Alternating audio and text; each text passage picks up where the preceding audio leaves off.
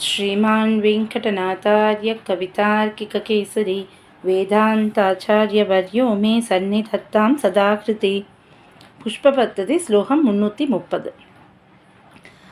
अर्चन्ति ये मधुभितो मणिपादरक्षे भावात्मकैरपि परं भवतीं प्रसूनैः मन्दारधामशुभगैर्मकुटैरजस्रं बृन्दारकासुरभयन्ति पदं तदीयम्. பதபதார்த்தம் மதுபிதா, மதுவென்ற அசுரனை கொன்ற பெருமாளுடைய மணிபாத ரக்ஷே வாராய் கல்லிழைத்த பாதுகையே, ஏ எவர்கள் பாவாத்மகைரபி நினைவு ரூபங்களாயிருந்தாலும் பிரசூனைகி புஷ்பங்களாலே பவதீம் உன்னை பரம் மிகவும் அர்ச்சந்தி பூஜிக்கிறார்களோ ததீயம் அவர்களுடையதாயிருக்கின்ற பத திருவடியை பிருந்தாரகாக தேவதைகள் மந்தாரதாம மந்தார பூமாலைகளாலே சுபகைகி அழகாயிருக்கின்ற மகுடைகி கிரீடங்களாலே அஜஸ்ரம் எப்பொழுதும் சுரபயந்தி வாசனை உள்ளதாக பண்ணுகிறார்கள் அப்படின்னு சாய்க்கிறார். அதாவது போன ஸ்லோகம் இந்த மாதிரி யார் நந்தவனத்தை ஏற்படுத்துகிறாளோ, பெருமாள் கைங்கரியத்துக்காக புஷ்ப தோட்டங்களை உருவாக்குகிறாளோ அவளுக்கு இந்த மாதிரி ஸ்வர்க்கத்துக்கு போய் இந்திரனுடைய தோட்டத்தில் இருக்கிற வாய்ப்பு கிடைக்கும் அப்படின்னு சாச்சு. இப்போ அந்த மாதிரி எல்லாம் இன்றைக்கி தேதியில் நமக்கு ப்ராக்டிக்கலாக நடக்குமா அப்படின்னா, புஷ்ப தோட்டம் அமைக்கிற அளவுக்கு நமக்கு வசதி இருக்கா? இருக்கிற இந்த ஸ்கொயர் ஃபீட்டில் நம்ம வாழறதே கஷ்டமாக இருக்கே, இதெல்லாம் நமக்கு சரியாக வருமா அப்படின்னா, அந்த காலத்திலேயே இந்த மாதிரி புஷ்ப தோட்டம்லாம் அமைக்க முடியாதவா இருந்த காலத்திலேயே, இன்றைக்கி இல்லை அப்போவே அந்த பீரியட்லேயே சுவாமி இருக்கிற காலத்திலேயே கூட இந்த மாதிரி என்னால் ஒரு பத்திரமோ ஒரு புஷ்பமோ பழமோ தோயமோ அந்த மாதிரி இல்லாமல் மானசீகமாக பக்தி பண்ணுறவாளுக்கு என்ன பலன் கிடைக்கும் அப்படின்னு சாய்க்கிறார்.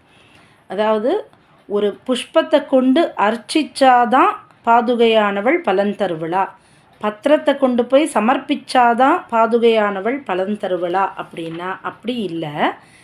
பாவாத்மகைரபி நினைவு ரூபங்களாக இருந்தாலும் பிரசூனைகி புஷ்பங்களாலே பவதீம் பரம் உன்னை மிகவும் அர்ச்சயந்தி பூஜிக்கிறார்களோ, யாரெல்லாம் நினைவு ரூபமாக பக்தியோட யார் உனக்கு நினைவு ரூபமாக, அதாவது மனஸ்பூர்வமாக யார் சமர்ப்பிக்கிறாளோ அந்த மாதிரி அர்ச்சனை பண்ணுறவாளுக்கு கூட அப்படிப்பட்ட பலனை பாதுகையானவள் கொடுக்குறா அப்படின்னு சொல்கிற ஸ்லோகமாக இது அமைஞ்சிருக்கு.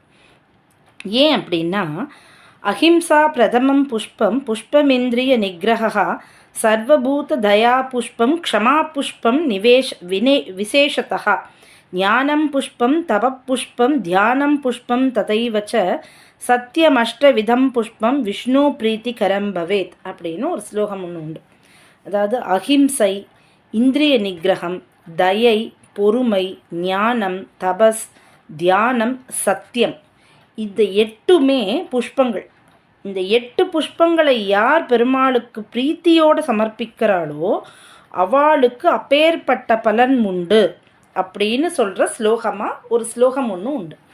இப்போ அந்த ஸ்லோகத்தோட அடிப்படையில் இது பெருமாளுக்கு மட்டும் இல்லை, எங்கள் பாதுகைக்கும் இந்த மாதிரி சமர்ப்பிக்கும் பொழுது எங்கள் பாதுகையும் அப்பேற்பட்ட பலனை கொடுக்கக்கூடியவள் தான் அப்படின்னு சொல்கிற ஸ்லோகமாக இதை நமக்கு கொடுத்துருக்கு. இந்த 8 விதமான புஷ்பங்களை மனஸ்பூர்வமாக அஹிம்சை இதெல்லாம் கடைப்பிடிச்சு, தயை பொறுமை இதெல்லாம் கடைப்பிடிச்சு மனஸ்பூர்வமாக பாதுகைக்கு அந்த புஷ்பங்களை சமர்ப்பிக்கும் பொழுது என்ன நடக்கும் அப்படின்னு சுவாமி இங்கே சாய்க்கிறார். அந்த மாதிரி சமர்ப்பித்தவாளுக்கு பலன் எப்படி இருக்கும் அப்படின்னா, தேவதைகள் எல்லாம் மந்தார பூமாலைகளை சூட்டின்றிருக்கிற அவளோட கிரீடங்கள், அதாவது சாதாரண தேவதைகள் இல்லை, மந்தார பூமாலையை சாத்தின்னு இருக்கிறவாள்னா அவெல்லாம் தேவலோகத்தில் இருக்கக்கூடிய முக்கியப்பட்ட தேவர்கள். ஏன்னா அங்கே தான் அந்த மந்தார மரம் இருக்குது, அங்கே தான் அவளால் அந்த பூவை சூடிக்க முடியும். அப்படி முக்கியப்பட்ட அத்தனை பேருமே அவளோட கிரீடங்களால் எப்பொழுதுமே சேவிக்கிறா. அதனால் என்ன ஆறுதுன்னா, இவா இருக்காளோ யார் மனஸ்பூர்வமாக பாதுகைக்கு அந்த பூவை சமர்ப்பித்தாலோ அவளோட திருவடியில் இவாள்லாம் சேவிக்கிறா. அந்த கிரீடங்கள் பட்டதுனால இவாளோட திருவடியானதே வாசனையாகிறது அப்படின்னு சாய்க்கிறார். அதாவது மனஸ்பூர்வமாக பாதுகைக்கு பூவை சமர்ப்பித்தவாளை இவாள்லாம் சேவிக்கிறா. எதால் சேவிக்கிறா? மந்திர மாலையை சூடின்ற அந்த கிரீடங்களால் சேவிக்கிறா. பூவை சமர்ப்பித்தவாளுக்கு, மனஸ்பூர்வமாக பூவை சமர்ப்பித்தவாளுக்கு மந்தார மாலையோட இவா சேவிக்கிற பலனையே பாதுகையானவள் கொடுத்துடுவா அப்படின்னு சொல்கிற அழகான ஸ்லோகமாக இதை கொடுத்துருக்க. ஆக நம்ம ஒரு ஃபிசிக்கலாக ஒரு பூவை வாங்கிட்டு போய் சமர்ப்பிக்கணும் அப்படின்றது கூட இல்லை, மனஸ்பூர்வமாக ஒரு பூவை சமர்ப்பிக்கும் பொழுது கூட பாதுகையானவள் இப்பேற்பட்ட பலன்களை கொடுக்கிறாள் அப்படின்னு சொல்கிற ஸ்லோகம் இது.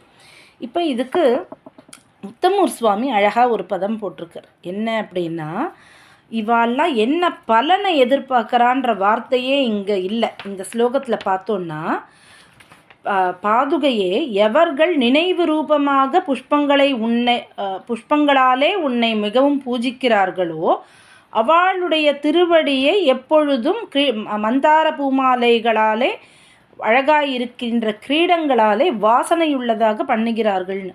யார் பலனை எதிர்பார்த்து இது சமர்ப்பிக்கிறாளோன்ற வார்த்தையே இந்த ஸ்லோகத்தில் இல்லை. ஆக உத்தமூர் சுவாமி சாய்க்கிறார், பலனை விரும்பாதவா அப்படின்ற ஒரு அர்த்தம் இங்கே வர்றதுனால இந்த ஸ்லோகமானது பரமைகாந்திகளை சொல்கிற ஸ்லோகம். அதாவது ஒரு பலனை எதிர்பார்த்து இது சமர்ப்பிக்கிறவா கிடையாது, பாதுகைக்கு மனஸ்பூர்வமாக சமர்ப்பிக்கிற அந்த பரமைகாந்திகள், வேற யாருமே வேண்டாம் எனக்கு பெருமாள் மட்டும்தான் இருக்கக்கூடிய அந்த பரமைகாந்திகளுடைய அந்த நிலையை சொல்கிற ஸ்லோகமாக இது அமைஞ்சிருக்கு. ஏன்னா இங்கே பலனை எதிர்பார்க்குறவாளே கிடையாது. ஏன்னா 2 ஸ்லோகத்துக்கு முன்னாடி விபூதி காமாகான் ஐஸ்வர்யத்தை அபேட்சிக்கிறவர்கள் அப்படின்னு சொன்னார். போன ஸ்லோகத்தில் கிருத்தினகா மகா புண்ணியசாலிகள் அப்படின்னு ஒரு பதம் கொடுத்தார். இந்த ஸ்லோகத்தில் அந்த மாதிரி எதுவுமே சொல்லாமல் இருக்கிறதுனால பரமைகாந்திகள் வேற எதுவுமே வேண்டாம் பெருமாளே வேணும்னு இருக்கிறவா எப்படி மனஸ்பூர்வமாக பாதுகைக்கு இந்த பூக்களை சமர்ப்பிக்கிறா, அதுக்கு அவளுக்கு என்ன நடக்கிறது அப்படின்னு சொல்லக்கூடிய ஒரு அழகான ஸ்லோகமாக இதை கொடுத்துருக்காருன்னு சாய்க்கிறார். அடியேன் கவிதார்க்கிக சிம்மாய கல்யாண குணசாலினே ஸ்ரீமதே வெங்கடேசாய வேதாந்த குரவே நமஹ.